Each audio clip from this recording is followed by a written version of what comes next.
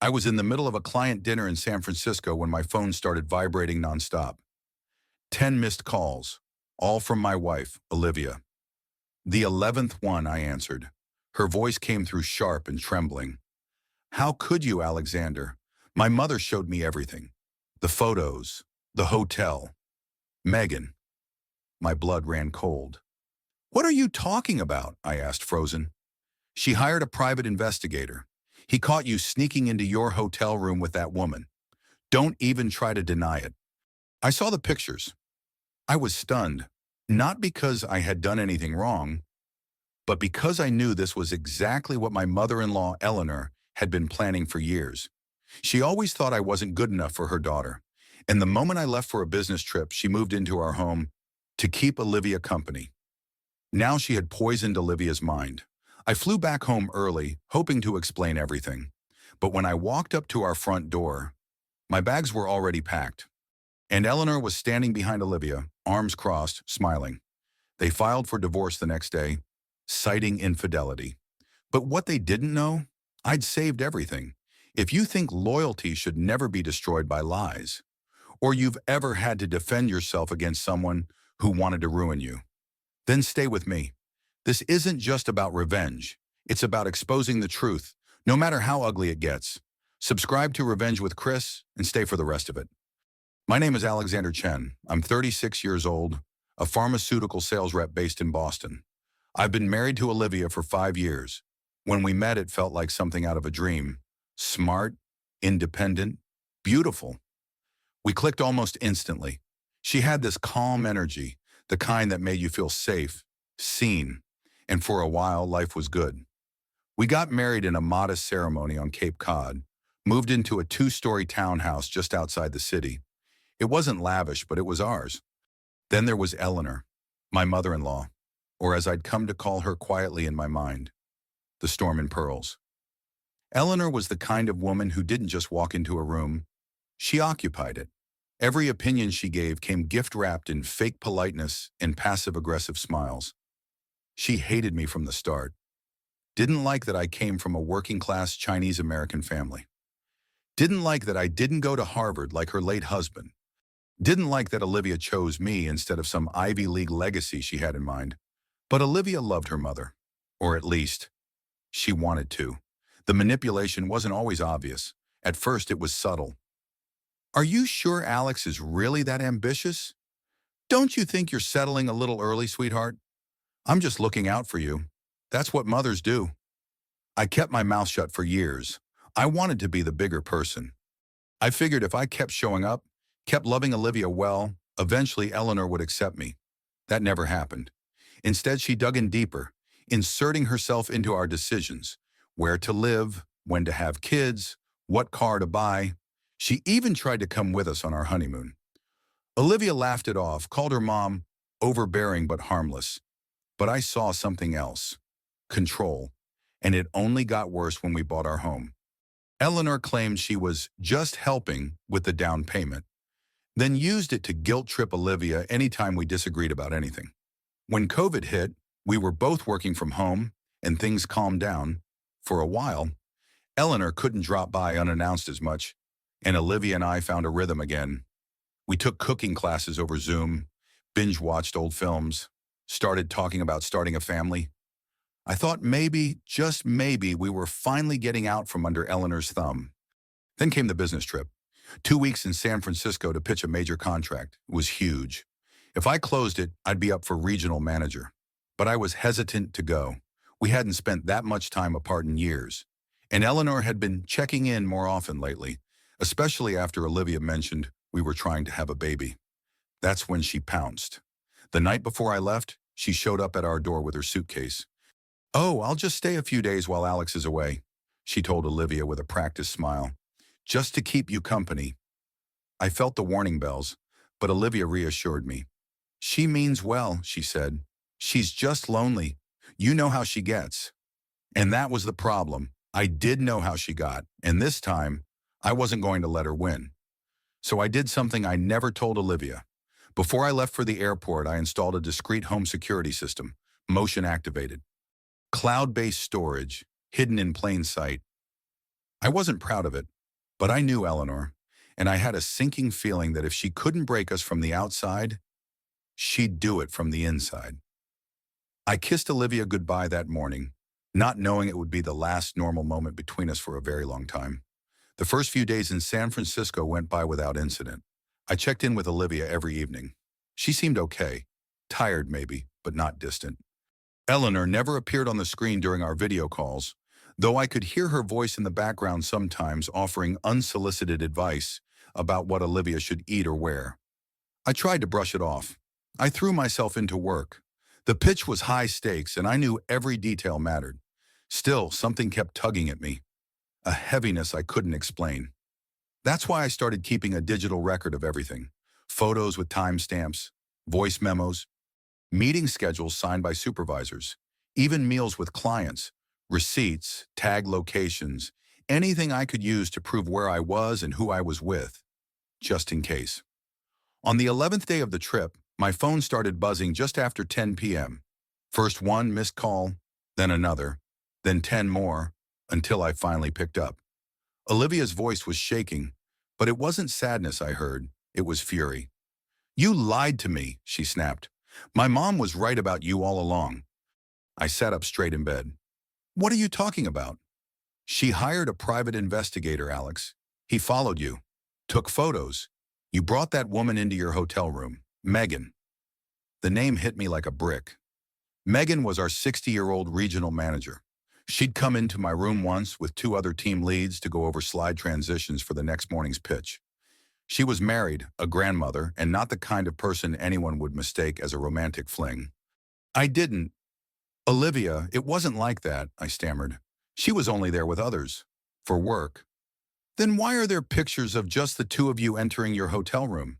she asked. "And why are you lying about it?" "I'm not lying." But it didn't matter. Olivia had already made up her mind. Or rather, Eleanor had made it up for her. "You can stay in San Francisco," she said. "Don't bother coming back." Click. The line went dead. I stared at my phone in disbelief. I tried calling back. Texting, voicemails, nothing. The next morning I received an email from Olivia's attorney. Notice of intent to dissolve marriage on the grounds of infidelity. I couldn't breathe. I booked the first flight home, shaking the entire ride. How could she believe this? How could a single photo, taken out of context, erase 5 years of love, trust, and sacrifice? When I got back to Boston, I stood in front of our house for what felt like hours. The porch light was off, the curtains were drawn, and my suitcase, was sitting right on the front step. I picked it up slowly. The door opened behind me. Olivia stood there, arms crossed, red-eyed but expressionless. She didn't speak, didn't ask how my trip went, didn't even let me explain. And behind her, looming like a queen in her castle, stood Eleanor. Smug, satisfied. She looked at me and said, "It's best if you leave quietly. You've done enough damage." I couldn't believe what I was hearing. I had paid for this house, furnished it, built a life in it, and now I was being erased from it, like I never mattered. I asked Olivia one more time, softly, "Do you really believe I cheated on you?" She didn't answer, just closed the door in my face. I stood there with my suitcase, heart cracked wide open, not knowing where to go, or how to fix something that had been so deliberately broken. I didn't know it then, but that night would be the turning point, because as much as Eleanor thought she had won, she'd forgotten one crucial detail. I had installed cameras, and they had seen everything. That night, I checked into a dingy motel on the edge of town, the kind of place with flickering hallway lights and paper-thin walls. The air smelled like mildew and regret. I dropped my suitcase by the door, sat on the bed, and stared at the peeling wallpaper for what felt like hours. It wasn't just the betrayal that gutted me. It was how easy it had been, how easily Olivia believed her mother, how quickly she turned on me. 5 years, gone with a few doctored photos in Eleanor's poisonous words. I thought of every holiday I spent smiling through Eleanor's backhanded compliments, every Sunday dinner where I bit my tongue instead of calling her out, all the times I told Olivia, It's fine, baby. I can handle your mom. But I couldn't handle this. I barely slept. The next morning, I woke up to an email notification from our joint bank account. Transaction alert, 28,750 withdrawn. Gone. Just like that. I tried logging into the account. Locked. When I called the bank, they informed me I'd been removed as an authorized user by Olivia. That was the final nail in the coffin. They weren't just trying to hurt me. They were trying to erase me. I could have curled up and let it happen, signed the divorce papers, let them have everything, but I didn't. Because in that moment, somewhere between fury and heartbreak, I remembered something. The cameras. Before leaving for San Francisco, I'd installed a set of security cameras in our home. Not just the obvious ones, front door, backyard, but small, discrete units, motion-activated, sound-enabled, cloud-backed, placed in common areas, the living room, kitchen, hallway, not because I wanted to spy, but because I knew Eleanor. She was clever, calculating, and now finally caught. I logged into the system from my laptop, heart pounding. I scrubbed through the footage from the day I left. At first it was nothing, just Eleanor unpacking groceries, Olivia watching TV. But then, 2 days later, I saw it. Eleanor on the phone, whispering into the receiver like a villain in some bad movie. She just left the room, she said. Now's the time. Get those photos ready. My blood froze. I kept watching. That same evening, Eleanor sat down with Olivia on the couch. She had a folder in her lap. I didn't want to show you this, she said dramatically, but you deserve to know what kind of man you married. She opened the folder. Inside were several color-printed photos. I couldn't see them clearly, but I knew what they were supposed to be. Olivia's face fell. She started crying.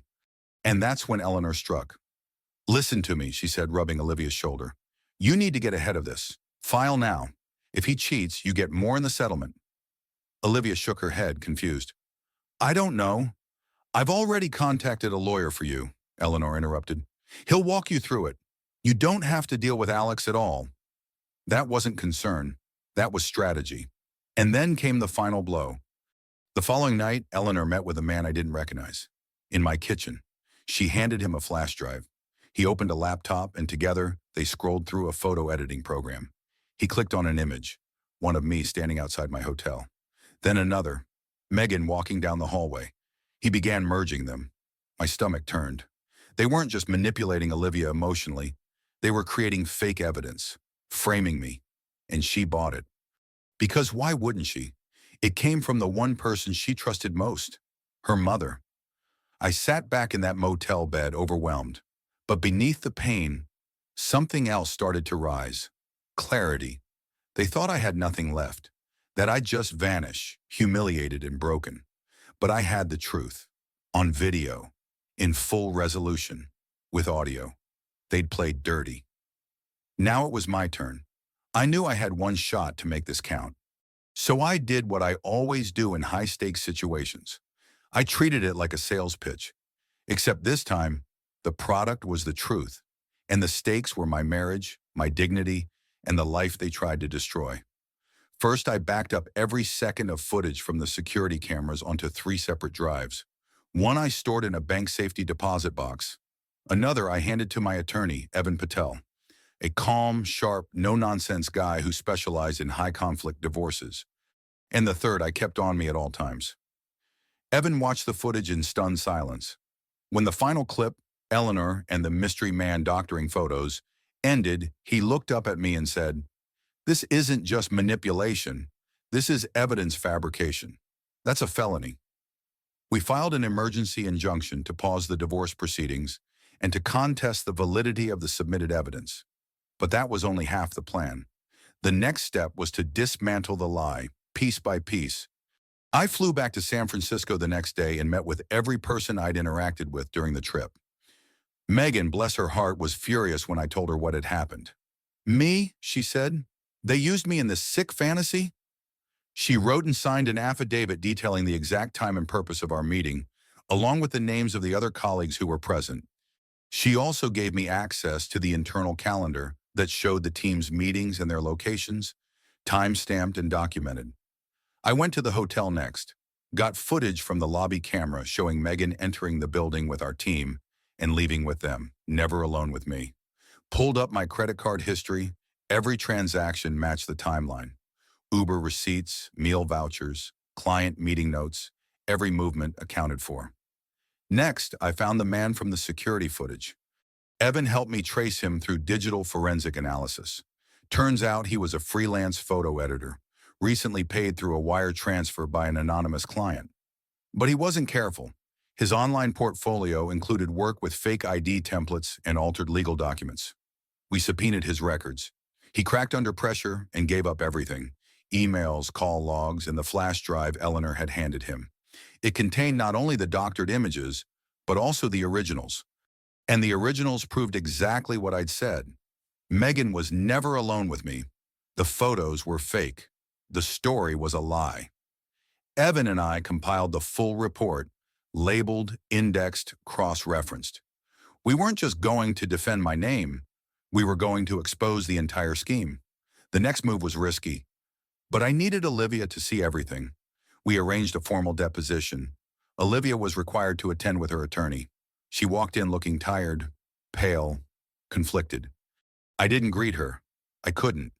Instead, Evan played the footage from the home cameras. One clip at a time. No voiceover, no explanation. Just Eleanor, planting the seeds of doubt. Coaching Olivia on how to present herself in court. Promising her she'd walk away with everything if she acted fast. Then came the footage of the kitchen meeting. The mystery man opening Photoshop, dragging Megan's image across a blank canvas. Eleanor nodding in approval. By the time it ended, Olivia had both hands covering her mouth. Tears streamed down her face. I didn't know, she whispered. She told me it was real. She said she was protecting me. Evan leaned forward, calm but firm. We have reason to believe this isn't the first time Eleanor's interfered with her daughter's marriages. And he was right. Turns out Olivia's older sister, Rachel, had gone through something eerily similar years ago. The difference? Rachel did leave her husband. She never questioned the evidence Eleanor showed her. But after hearing what happened to me, Rachel came forward with her own suspicions. Patterns, timelines, stories that never added up. It was the domino Olivia needed to break free of the spell. She stood up slowly, walked to the door, paused, and looked at me. I'm so sorry, Alec, she said quietly. I didn't know who to trust, but now I do. She left the room, shaken, broken, but finally seeing clearly. Eleanor had tried to destroy us, but now we had the truth, and it was louder than any lie she could ever tell. 3 days after the deposition, Eleanor requested a private meeting. She claimed she wanted to clear the air, said it was all a misunderstanding, that everything she did was out of love for Olivia. We agreed to meet at Olivia's lawyer's office. I wasn't interested in closure. I wanted accountability. Eleanor walked in wearing her usual pearls, hair done like nothing had happened. She gave Olivia a rehearsed smile. Sweetheart, you must know I was only trying to protect you. Olivia didn't respond. She didn't even blink. I leaned forward and slid a USB drive across the table. It's all here, I said. Every lie, every frame, every word you said when you thought no one was watching. Eleanor tried to laugh it off. Oh, come on. We've all said things in private that could be misinterpreted. But when Evan opened the laptop and played the footage, her expression cracked, especially the scene where she handed the flash drive to the freelance editor saying, make it look real. She's already halfway convinced. Just give her a push. The silence in the room was heavy, not angry, just devastating. Then Olivia finally spoke. You lied to me, she whispered. You made me believe I was being betrayed when it was you who betrayed me. I saved you, Eleanor snapped. He was dragging you down. You were wasting your potential. You stole 5 years of my life, Olivia shot back, and you almost made me destroy the one person who's ever truly loved me. Eleanor's voice raised, desperate now. I did what any mother would do. I was trying to protect you. No, Mom, Olivia said, voice trembling. You were protecting your control. Eleanor stood, face flushed with rage. If you walk away from me now, don't expect to come crawling back when he cheats for real. That was her parting shot. She stormed out, slamming the door behind her. Olivia sat motionless for a long time. Then she turned to me. "Do you believe in second chances?" she asked, voice cracking. I looked at her, really looked at her. She was wrecked, hollowed out, but honest. "I don't believe in pretending like this didn't happen," I said. "But I believe in earning your way back." She nodded, and for the first time in weeks, maybe months, her eyes softened. We agreed to put the divorce on hold, to try therapy, to rebuild brick by brick if we could. But we also set firm boundaries. Eleanor was cut off. Olivia changed her number, blocked her mother's email, sent back the jewelry, the checks, the guilt-laced gifts. Rachel, Olivia's older sister, did the same. It was as if a generational curse had finally been broken. But the fallout didn't stop there. Evan filed a formal complaint to the State Bar Association for Eleanor's role in falsifying legal documents. The photo editor was facing criminal charges for evidence tampering. And though we chose not to press personal charges against Eleanor, the damage to her reputation was irreversible. She had always cared about appearances. The picture-perfect mother, the elegant matriarch. Now she was known among her circles as the woman who faked an affair to destroy her son-in-law. A few weeks later, Olivia and I sat across from each other at a small cafe downtown. No cameras, no lawyers, just two people trying to figure out if love could survive betrayal. "I don't know how to make this right," she said, tears in her voice. "You don't have to fix everything overnight," I replied. "You just have to be real with me. No more secrets, no more shadows." She reached across the table and took my hand. Her fingers were cold, but her grip was firm. And for the first time in a long time, so was mine. It took time, a lot of it. Rebuilding trust wasn't a straight line. Some days were better than others. Some nights Olivia would wake up crying from guilt. Other times I'd pull away without realizing, afraid she still saw me through her mother's lens. But therapy helped. So did honesty. We stopped trying to be perfect.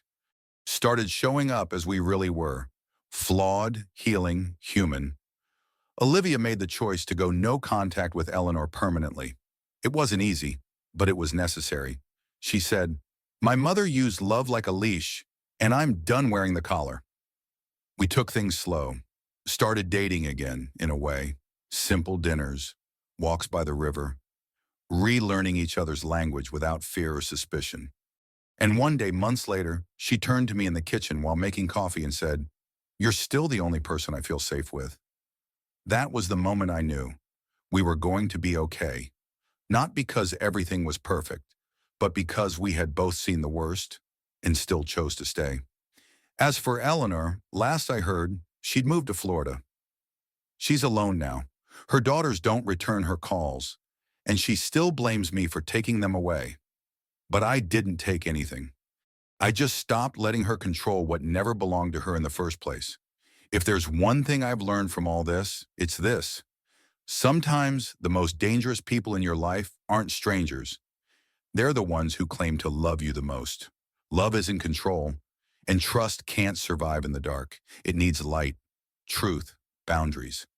And when someone tries to poison that trust for their own gain, you owe it to yourself to fight back, not with rage, but with clarity. And receipts. What did you think of this story? If you were in Alexander's shoes, how would you have handled it? Let me know where you're watching from in the comments. And if you support Alexander, vote number 2. If you think he should have walked away, vote number 7. Don't forget to subscribe to Revenge with Chris so you never miss a powerful new karma story every single day.